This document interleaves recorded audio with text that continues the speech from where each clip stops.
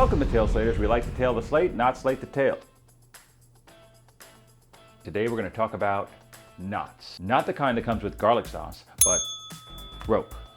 That was really great. That was a great joke. I'm glad we opened with that. Now, there's a ton of videos out there talking about knots. So why am I doing this? Is this just a Me Too video? So I want you to come to see all my videos and ignore everyone else's. We want to show you some real world applications. Under which circumstances might you set it up like this or that? We're going to get into something that you're more likely to run into, especially if it's your first time on set, and that's the reason you're here. If you have years of experience and you're rigging things on cranes, you're probably not coming to see me unless you like the jokes. I've been rambling long enough. Let's get into the first knot, the Clove hitch. So first, you're going over whatever it is you're grabbing. In general, it's probably a frame. You go over again. And what I'm looking to do is make an X. So again, I made the X. Here's the other piece. And then you go under the X, pull. You got your telltale two pieces here. Usually, after you do a clove hitch, you do what's called a half hitch. Some people call it just an over and a hand knot. It's basically like you're tying your shoe. One really good thing about this knot is that these two pieces here make it really helpful for it not to slide. So the clove hitch is probably the most frequent knot that you'll use on a daily basis. I'm going to change the camera orientation to top down because I think that will help. I don't know why I keep looking behind me. There's a table right here. I'm going to move it. I'm going to put the do this. It's moments like these where you appreciate art departments. Little white fuzzies wanna come join the party. Anyway. And the rope is going to add its own, I'm sure. So let's not go too ridiculous. Let's talk about the square knot. See, like even doing that. It's going to drive me crazy. So for the square knot, we need two ends, two different ropes. So I chose to use two different colors because I'm that smart. The square knot is a very simple knot. It's very handy, it's very strong. It also depends what are you using it for. Are you using it just to secure something? Are you using it to carry a load? Are you using it to tie two ropes together that are holding down a 20 by frame, 12 by frame, 8 by frame, and it's hurricane season, stuff like that. Just life and death stuff. Anyway, so let's just start. This is my right hand. This is my left hand. So right over left, and you're gonna tie it like you're tying a shoe, basically. Have that kind of familiar shape there. And then you're gonna go left over right. And what I said before about the same rope, you can see we're still doing the green. The green's still the one going over. So left over right. We'll do this one more time just to make it hopefully easy. You should see this telltale shape. Telltale, my favorite word of the day, of the month, of the year. But as you pull and put it under tension, all it wants to do is tighten, which is kind of what you want when you're making a knot. The other thing that you want when you're tying a knot is not only for it to be strong, but when it comes time to take apart, you don't want to be fiddling with something on set trying to dig it apart with your nails like a makeup artist. Do you maybe have some nails? Because yeah, I don't. So you take each end and you just give it a little push and it should easily come apart. That's what you want. Strong when doing what it's doing, weak when you want it to come apart, put stuff away. Or move on to the next thing. All right, so let's do that one more time. So right over left. Same thing again, exact same motion, but left over right. There it is. Even though this knot is simple, it is important to note that you can screw it up. And honestly, when you're moving fast on set, things are easy to screw up that usually you have in your head. You think it's simple, you're not even thinking about it. But if you were to do right over left, and then right over left again, that is a knot. It's called a granny knot, and you can see it doesn't have that same look. It has kind of a twisted version of the look. And let's just give it a tug, and you see it is becoming a knot. It is becoming tighter. It is doing what knots do, but it is an inferior knot. Don't use it. Let's move on. One drawback to the square knot is that it can be weak when dealing with two ropes of different diameters. I don't know why I'm holding up my hands, but so a sheep bend knot is something you can use in that situation. Let's go do one. It shows it specifically using the wider diameter rope as the bite or a loop. And all you're gonna do is come underneath it, go around the rope, so under, and then you're just gonna tuck it up underneath the same rope, the red one, like this. That's it.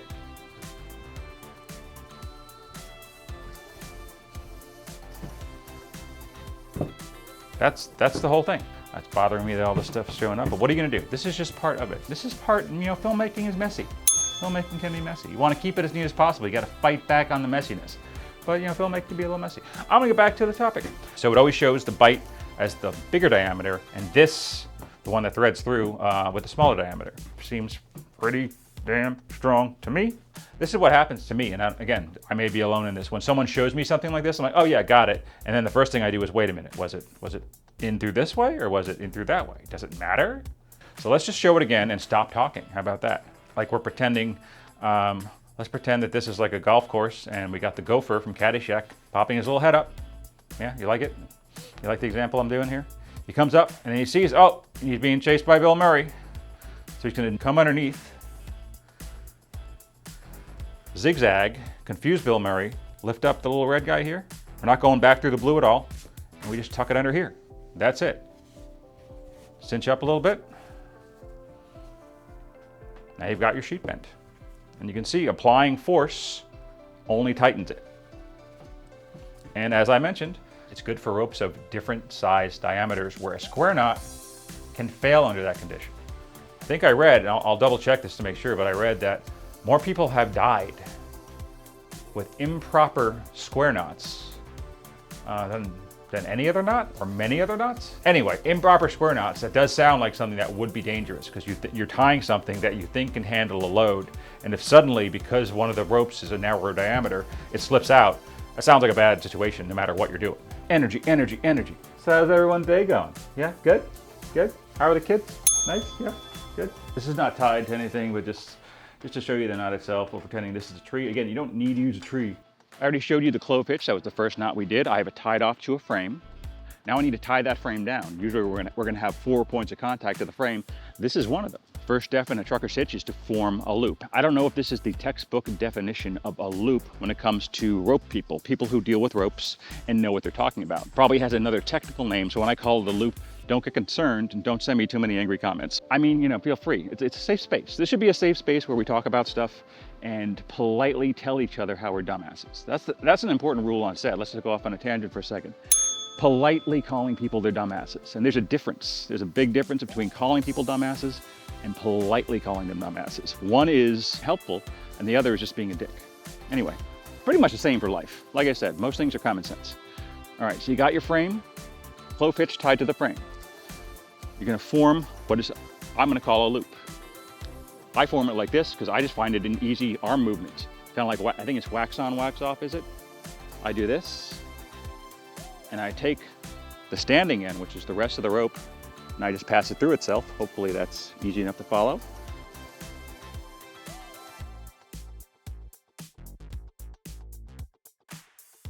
I cinch it up by pulling on the working end and the loop itself, because as you're going to the object, if you pull too hard, you can pull this out, which is one of the nice things about this, is that when you are done and ready to put it away, you just pull on either end, it goes away. I've seen other people do too, and some people like to do it like this. They like twist, they do 2 twists or 1 twist, and they do that. I like to do it like this. It just feels natural and it's quick for me.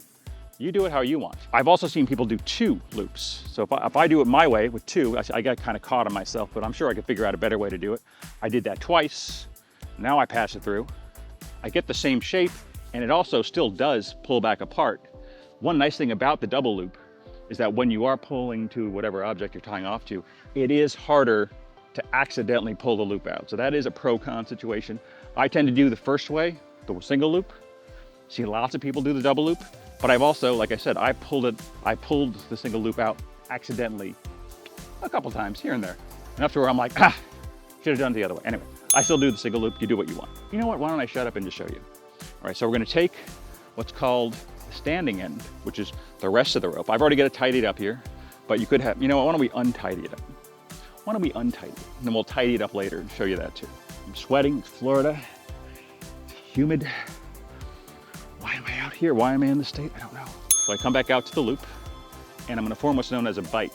A bite is basically taking the rest of the standing end, I'm folding it over, and now I'm treating this loop, I'm treating it as though it was one rope. So instead of having to take the whole thing and throw it through this and continue working with all the rest of the standing end, I'm forming what's called a bite. We're gonna pass it through the loop we made. Now, one thing, this is something that confuses me sometimes, is just remembering which of these two pieces now is actually attached to the tension versus which is the standing end. The easiest way for me to do it is just to actually grab it right now. That way I don't forget. And I use that to pull through.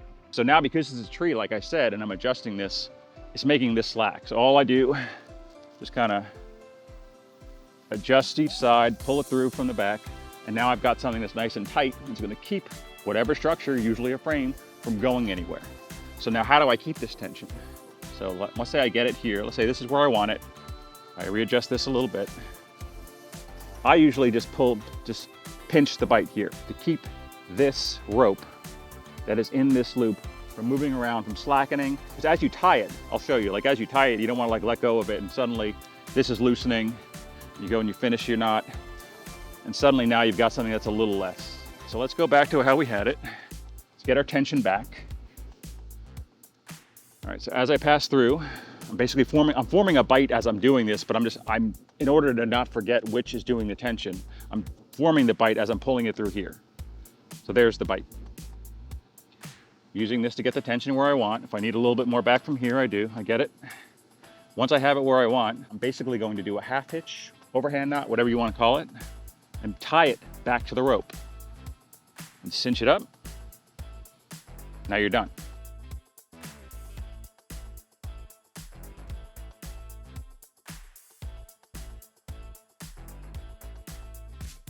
So if you're new to ropes, you coil them. You do not over under them, just like you would stingers or singles, as we call them in New York. I guess you could call them that anywhere and technically be correct. New York will think that you're stupid and look at you funny if you call them stingers. But you know, region by region. You could just keep coiling and coiling, and once you get to the top, after I'm done coiling, I like to tidy it up by basically making the same loop I made with the trucker's hitch, and you kind of just hang itself, if that makes sense. It's a little sad when I describe it in those terms, but you get it, you get the idea. You need to adjust your trucker's hitch. I don't know if we've shown this, but I think it's pretty obvious. You don't have to take apart the whole thing. You loosen, now you got control of your tension again. Again, this is where single versus double loop might come into play, because you could accidentally pull yourself out, but if you're moving the frame, give yourself some more slack, maybe you're just moving a few feet, you get it back where you need to go, and then you just kind of redo it. Redo the same thing.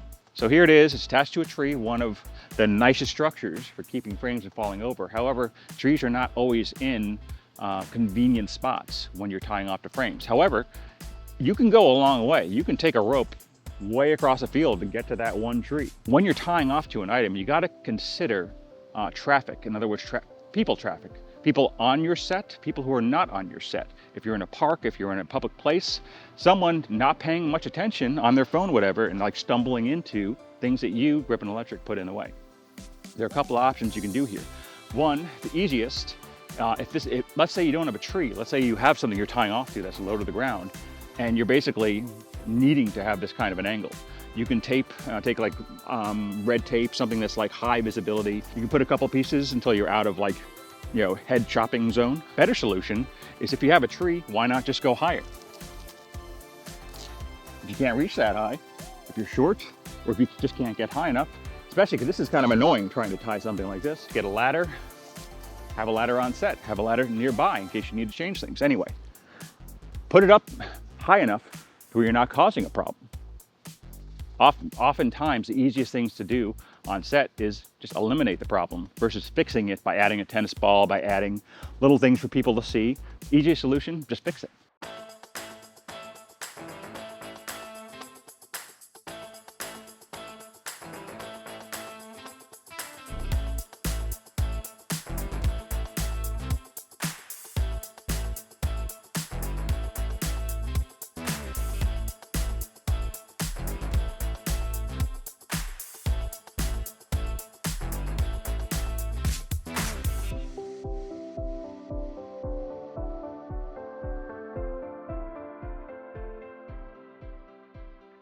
And now back to the office and air conditioning. And moving on with our list of knots that are helpful on film sets, as well as, general life in general, probably a better way to say that.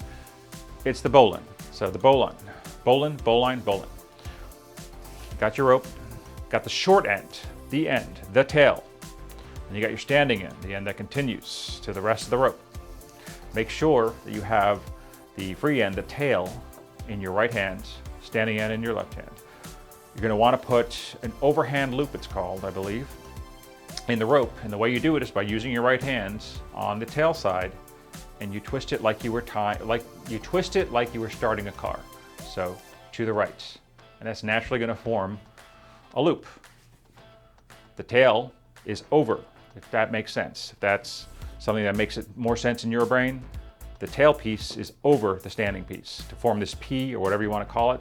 Today we're going to call it a hole in the ground, because once you form your loop, turn it like this, now it's like a hole in the ground. You take your imaginary animal, let's call it a snake. The snake is going to come up out of the hole. This is where, to me, it gets a little bit hard to follow, especially my own hands, and I'm trying to show you. So let's take the standing end and give it a little bit more room. I think I just spit on the table by accident because I need a drink of water. It came up through the hole. It's going to wrap around the standing end. And here's the trick, is remembering that this is the hole. This is not the hole. So back through the same hole that it came up out of. And now you got to cinch it up. And as you're cinching it up, it'll start to form this shape that you can see. This is kind of the telltale sign that you did it right, I think. I'll say it is. This right here, where you see this loop in here, and you're able to cinch this up tighter. And the easiest way to cinch it is to grab basically the snake that went up and around and out. So grab the snake here where it comes in and out of the hole, and then grab the rest of the standing end, which is now just going off and onto the horizon, and give them a snug, give them a pull. And now, if you want to put this around your arm or whatever else you're trying to pull, it should only tighten, like all good knots. Dubbed the most useful knot in the world by a lot of YouTube posts, including the guys I go to. If you go to YouTube and type in Why Knot, WHYKNOT, that's their YouTube channel. That's where I go for knots like this. It's very straightforward. If I forget a knot, that's where I go to remind myself how to do it. And don't be embarrassed. Like if you don't know how to tie something on set, I know once again I'm getting off into tangents about set life. If you're on set, someone asks you to tie something, safety often is a factor. So if you're not sure that what you're doing is what they're asking, make sure. Maybe like, is it over? Is it under? Take that extra 15 seconds to look it up, or ask somebody versus just doing it. Running bowline, also called the Arborist knot, often used. I think it mentioned for like tree limbs, things like that. But I could imagine a number of scenarios on set where it would be useful. And the difference between this and the standard bowline is that this will cinch up. And I believe it's the same as a bowline. Just if you took the rope and you just stuck it through the bowline and pulled it, I believe you've got it. It's just, it would be tedious to do that with a long rope, having to run the whole thing through or make the loop big enough to throw the whole rope through. But I guess that is a way you could do it, I think. But let's just show one. All right, so for the running bowline, I sort of reversed the way things are running. I've taken the standing end, which is the rope that goes on to, the end of the rope way over there, and I put it up just going off to my right. I'm still holding the tail or the short end in my right hand, but I'm going to be going around the standing end. So I'm putting it out front here just to make it easier to see. It's also easier for me to follow, I think. So we'll start by tying a standard bowline. Same procedure. Got the short end, the tail end in my right hand, and turn the ignition. Form a hole or a loop, whatever you want to call it. Still got the short end coming over it, just like you would in a normal bowline. This is the only difference in the bowline versus the running bowline or arborist knot. So we're going to go underneath the standing end, and then we're just going to tie the bowline. Go up, stake comes up through the hole, imaginary animal up through the hole, and it gets a little spaghetti here, but I'm sure some people can follow this better than others. So here, the hole is still right here. I'm going to go around the standing end just as normal, leaving what we did earlier just as is. And then we're going to come back through the hole. And then we're going to cinch up like usual. So now we have our bowline tied here. So the key here, and I think you can make this you probably could still make this smaller, maybe a little bit longer of a tail. But the bowline is here. You can see the telltale shape. Telltale is my new favorite word of the month. And now this is our loop. This is what now can be almost, like a what's the word, a tie, if you're putting it around something and you want to be able to cinch it. So I'm going to try and just use my hand here. Hopefully I'm still in frames. Hopefully we're still rolling. Hopefully. That's my new favorite word. So now we're cinching it up. And again, I think I'm doing this right. Anyone in the comments want to tell me I'm an idiot, feel free. Like I said, I believe the bowline itself, you can make a tighter knot. Like I said, if you made this before, like you made this loop, you could just take the rope, yeah, and you could just take the rope, because you can see the bowline as it is, and just basically chuck it through the loop you made. And now it cinches up. So if you have like, you know, if you have a tree branch or something, you want to just quickly tie something to, and be able to cinch it up to pull it, versus just having a loop around a hook or something.